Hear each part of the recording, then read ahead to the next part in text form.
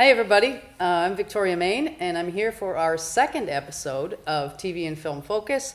Today I'm here with Matt Dressel, who is producing this year's Duluth-Superior Film Festival. So hey Matt. Hey. Thank you for being here. Yes, thank you for having me. Let's start with the basics. Okay. Tell us, first of all, you're a filmmaker yourself, correct? Yes. Yeah. I've been making short films basically since I got out of film school. And I had a short called Just Coffee that actually played at the film festival last year. And it was kind of the culmination of my time in Duluth. I used a lot of the resources that I had gathered since I've been here and the people that I've met, and it was just this really great experience putting this film together and shooting it here. I saw the film. I thought it was a great little piece. Thank you. Thank you. It was well shot. It was, I liked the script was fun. So now who shot Just Coffee? So my friend Marius moved here from Germany, actually, and he does a lot of really cool filmmaking. He had a documentary actually about the oldest hockey player in the world who actually lives here. And I believe that. Yeah, yeah. And he primarily does documentary films, and he moved to Duluth, and he said, I'm looking to do something different, something narrative, and I just had this, script in my back pocket. I actually had repurchased the script back from a director in Los Angeles that I had sold it to like several years ago. And so I just said to him, I've got this script. It seems like it's tailor-made for the Northland. I feel like we could easily find a diner. And he really got behind it. And I mean, his eye for it, I credit a lot of the success of that short to just his ability to run that camera. Like, he is just an ace with it. And so everything looked really good. The downside to that was just that it took a really long time to set up certain shots, so we were really crunched for time. If I could have, I would go back and probably have scheduled another day for that film. Sure. Because we only shot it in 2 days. Really? Yes. Well, 2 days is that's pretty tight. Yeah, it was. I went home the first night, and aside from just saying I'm never going to shoot another film again, I was just frantic, and I basically sat down and rewrote the entire shot list and redid for the second day, because I just knew if I stuck with the original schedule and the original plan, we weren't going to get out of there with a finished film. Gotcha. And yeah, it's one of those things where once you leave the set, that's it. You're done. You don't get another shot at this because there were so many factors with actors that had come in from the cities, crew members who had donated their time, and most importantly, the fact that to get a lot of this movie, we basically, my art department redesigned the entire cafe that it's set in. And that in and of itself took a long time. So sure. I just knew we had one shot at this thing. Okay. So again, I saw the finished product. I thought it was a great little film. So let's shift gears now and talk about the festival. So the festival brings together a lot of people, a lot of filmmakers from all over and film enthusiasts. Yeah. So let's talk a little bit about this is your 10th year. Yes. Correct? Yep. So you're doing things a little bit differently when you open this year. Yes. So normally when we've opened, we've been over at Clyde, and Clyde has been fantastic. They've been so accommodating to us over the past, I think it's been actually 8 or 9 years that we've been there, and they've been a fantastic venue. But this year we knew we wanted to do something very special and very different to open it up. And so I work over at the Zeitgeist, and I have obviously a very good view of the North Shore every single day. Mm-hmm. And when I took my job there, I reached out to Christine over at the North Shore, and I said, we need to do something together. It's just kind of like we're neighbors, and I feel like there should be some kind of a partnership. And so I've just been looking for something to do with that building, because it's just so amazing over there, and their setup is great, their projection system is great. And so I was like, if this is our 10th year, we need to go big. We should have our opening night there. And it just so happens I was having a discussion with our opening night filmmaker, Mike Schultz, and he was basically saying it is his dream to have a film play there. He said he went to a film back when they started like a year ago doing the classic film series, and it is something that he has been wanting to do. So it was just kind of this perfect thing, and luckily they didn't have anything going on in the space, and we were able to get in there. And every time, like last Friday, I went through and walked the space, and every time I go in there, I'm just amazed at how beautiful it is. So I know it's going to be a really special opening night. Okay. So when opening night is May 29th, correct? May 29th, yes. And the festival runs through? It runs through that Sunday, so that'd be June 2nd. Okay. So let's talk a little bit. People submit films from all over the place. Talk a little bit about, are these just local films? Are these regional, international, national? What are they? Well, there are a lot of different components to the film festival. I would say, I guess we'd have to look at it from features and then shorts. Richard Hansen, who is the festival director, usually has done a process with the features of doing this kind of, I guess when film festivals usually happen, there's a submission process. People put forward films and it goes through kind of this whole thing. That's not really the way that it's been done. I mean, people do submit their films. We definitely get Northland filmmakers and people bringing their stuff to us, and we always look at it. But Richard has had always kind of this idea about doing kind of a curated film festival, like reaching out to filmmakers in the area, getting to know who's here. So for the most part, it very much is a Northland Film Festival. It's something that we want to present stuff from the region. So we actively create relationships with filmmakers in the region, find out what they're doing. We're already in talks with filmmakers to find out what they're doing next year for 2020, just so we have an idea. Like we want to be on the ground floor with these filmmakers because it's very important for us. It's our mission to, put forward the regional filmmakers. So for our features, we have several from the Northland. I'm trying to think. So we're opening with Mike Schultz's film. He's a local filmmaker, and we're so excited that he's decided to premiere his film with us. But we also have filmmakers from the cities that are going to be traveling up. We have a film that was shot in International Falls that is looking to be one of the bigger films of the festival. Cool. And so aside from the regional films that we have in the features section, we also have a programmer, her name is Jordan, who looks to find the best national and international films that she can find that fit kind of our theme, our feeling. Like there's just this kind of feeling you get when you go to our festival, and you kind of know what you're in for. And if you were to ask me to put my finger on it, it'd be really hard to. I know what you mean. Yeah, I know what you're saying. So she's been very good at finding these films that definitely appeal to our demographic, the type of people who come to our festival, the type of people who live in Duluth and around the area in the Iron Range. And so we have these like really unique films that come from all over. And then we also have the short film selections. And the short films are strictly regional. That has always been, and that's since last year, we have been doing a submission process. So this year we got about 300 short films that we went through. And we just go through and we try to find a lean 90-minute block of short films that we can do. And it's really tough. I mean, I'd say it's a lot harder to program a short block than it is to go through the features, just because the variety. And you want to have, when you're dealing with a short film program, it's really like you want to have a good flow to it. You don't want it to feel incredibly random. You want it to feel cohesive. So we don't want a short film program that has, like, it's entirely bogged down with just drama that makes you feel awful for 90 minutes. We want to have some levity in there, right, and stuff like that. So there's a lot of balance that you need to find with the short film program. Right.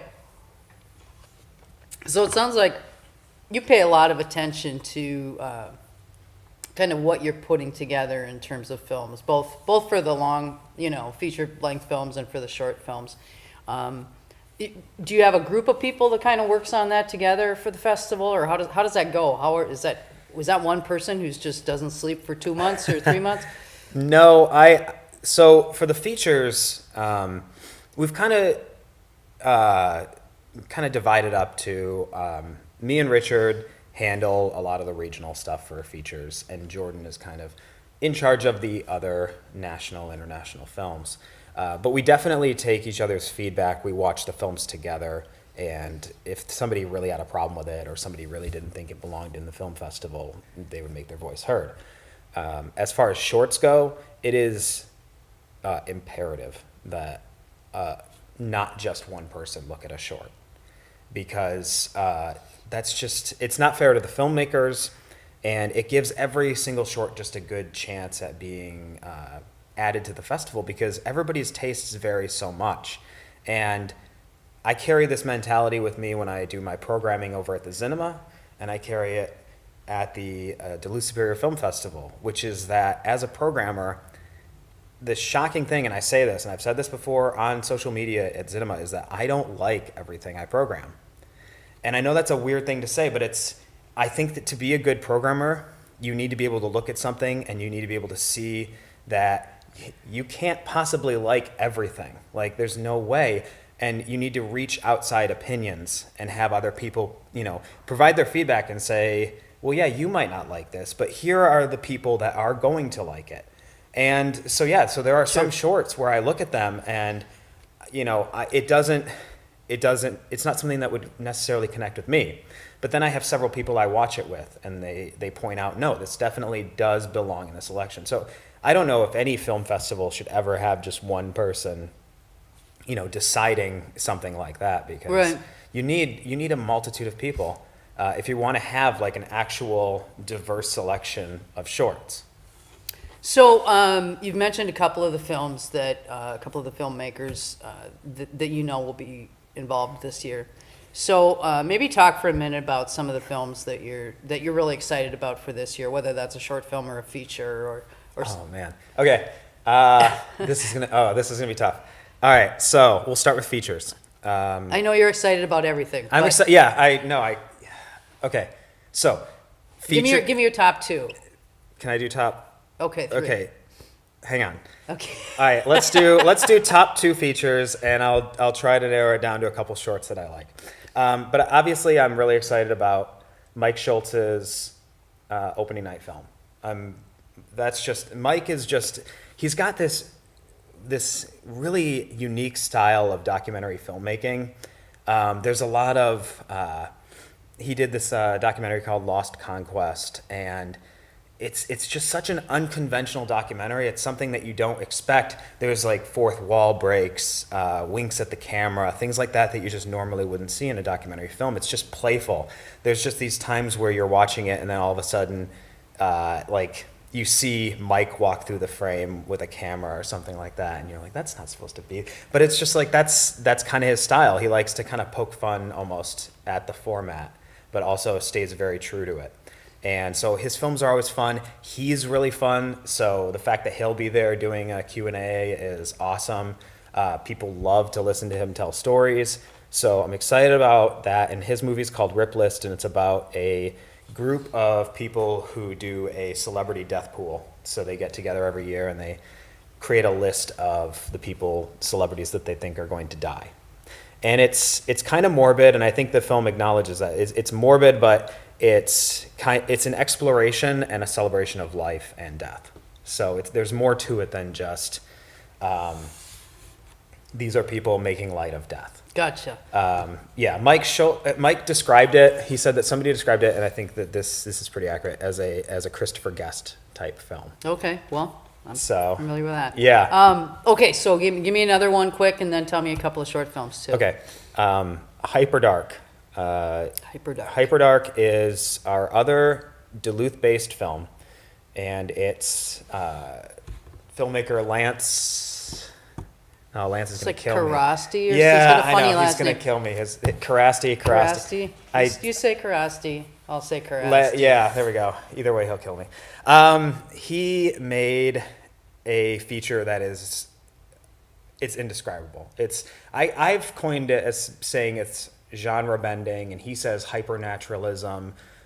It's something where I don't even know how I would describe it. I don't know how I would explain a plot. I don't even know if he can explain a plot. It's a wild ride. It's unlike anything you've seen.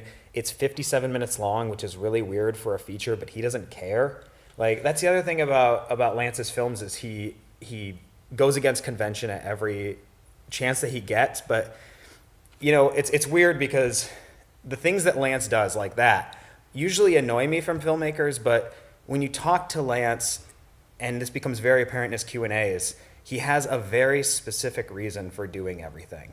I think a lot of filmmakers out there kind of buck convention and do this stuff just to be subversive for the sake of it with no real meaning. But Lance definitely has meaning and purpose behind every single decision he made. So it's 57 minutes, but it's 57 minutes of very thorough, careful decision making on his part. And he could, at great lengths, tell you about his decisions on anything that he made in the film. And I think that becomes very clear as you're watching it. And then also, just from a purely local standpoint, it's great to see, you know, local filmmakers, local cast, local crew, all taking place in Duluth. It's shot on beautiful 4K, 60 frames per second. And so it is an experience. And I made sure that we put it in Theater 1 because a lot of the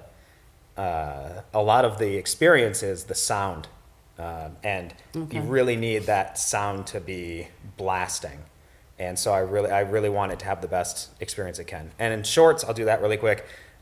There's an amazing short called Black Dog, which is, it's like if Wes Anderson made a David Lynch film. It's this weird stop motion animation. It's bizarre. I think it's going to leave people scratching their heads, but you're going to enjoy it. It's uncomfortable, but it's also just kind of quaint. I don't know. It's really weird. It's something that it's like the minute it was over, I was like, that's definitely going in. That is 100%. You don't hear uncomfortable and quaint a lot together. I know, yeah. It's so, that's kind of intriguing. So yeah, Black Dog, and then we have a local filmmaker who is bringing back a festival favorite character named Gravedigger Dave. And it's a short film that's kind of teasing a feature that will be premiering next year. And that's filmmaker Keith Hopkins. And he's doing a feature about supernatural ghost tales of Duluth. And he's already started filming it. And it's going to be a horror anthology that is made into a feature film. So we have kind of a tease of that, which I think is really cool. Cool.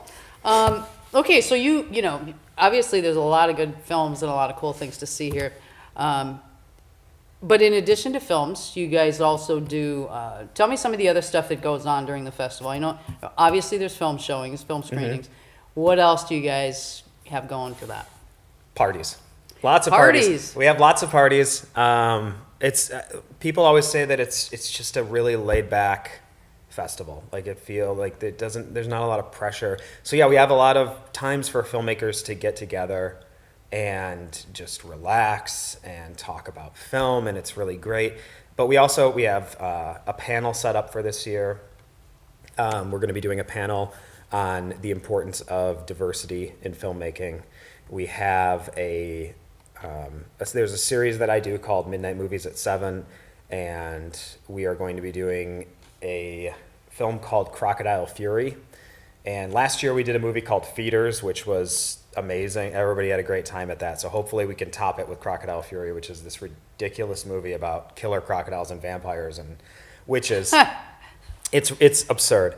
So we have that, and then we also have a couple secret events coming up.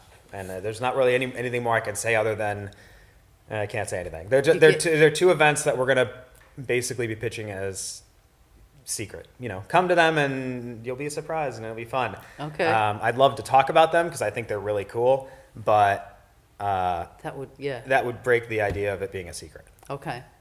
Well, that sounds very interesting. Yeah. So, okay, so this is your 10th year, and you have managed to keep this event free for 10 years, which is amazing. So anybody, the entire community, can come to this. Yes. Correct? Yep. And tell me a little bit about the venues. I know that things are happening at Zeitgeist in the North Shore, but I think there's a couple other places as well, isn't there? Yes. And actually, to the point of it being free, I've only been a part of the film festival for about 5 years now.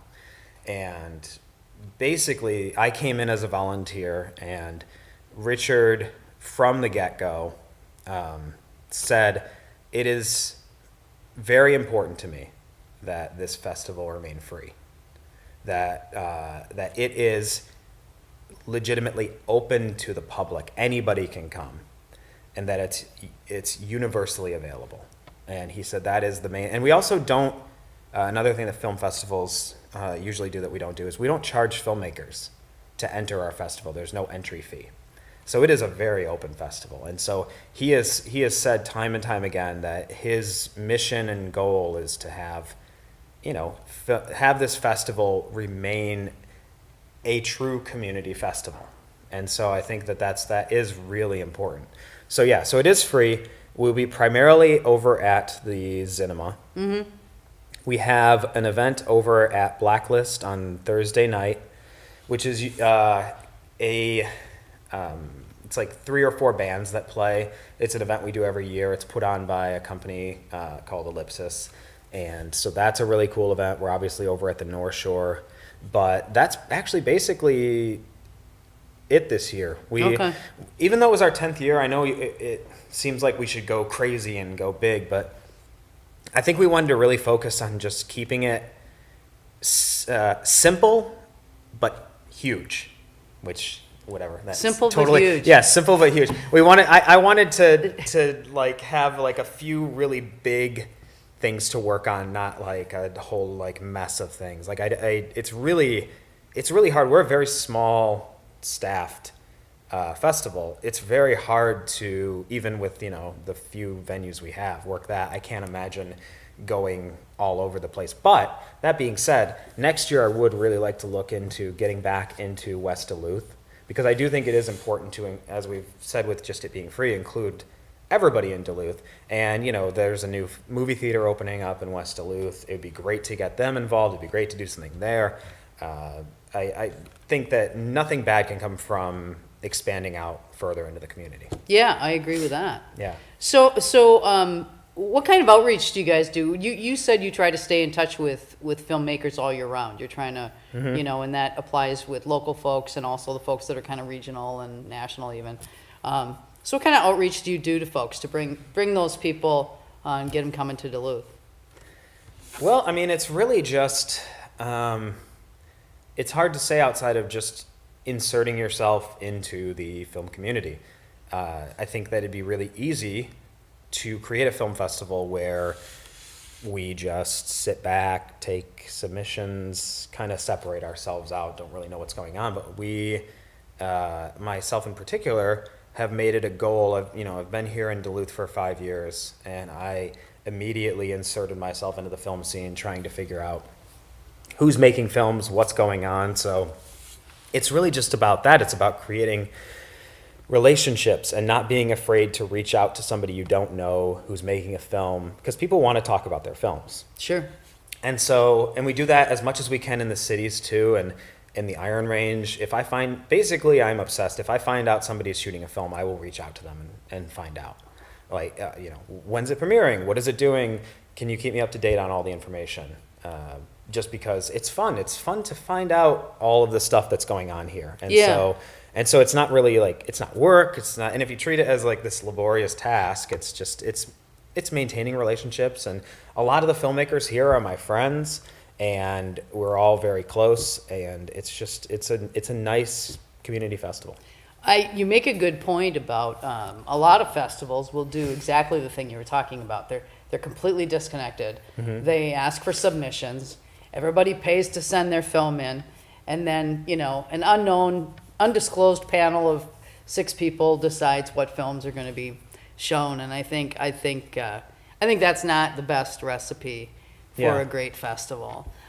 So you know, I think the way you're doing it is the right way to do it, because if you don't have a relationship with filmmakers, you know, what kind of a festival are you really going to have? Yeah, when it comes exactly. down, you're going to have a festival full of, you know, the films of people you don't know, who don't necessarily connect with your area. And you know, it's what you said earlier about there being sort of a certain feeling to the festival. Well, and that's kind of how Duluth is in general. Yeah. All the way around. So, so talk about that a little bit. Talk about the Duluth vibe, and talk about, you know, kind of the whole festival vibe, and what kind of feeling are you guys trying to create for people when, you know, through this stuff? We ideally want every filmmaker to come in and feel that the festival is just for them. Like we want them to feel like, I've been, you know, as a filmmaker, I've gone to so many festivals, and there are times when I walk in and I'm not greeted by anybody. No, there's no big to do about it, and it's just because there's so many there's so many festivals where there's just a sea of filmmakers, and the festival couldn't possibly, you know, greet everyone and create like a personal connection with them. But ours is different, and we go out of our way to really engage with the filmmakers, and I think that that's, you know, in essence, basically what it's like to be in Duluth. It's very personal, and everybody wants to get to know you, and so we want it to be a festival about the filmmaker, and yeah, it's very laid back, it's very casual, and people just really get a warm feeling when they come. That's great. That sounds like my kind of festival. Yeah. All right. Well, anybody can come and get your Duluth on, and see some great films, May 29th through June 2nd. Yes. Thank you so much, Thank you. Matt, for being here. We appreciate it. Thanks. PACT Television. We'll see you next time.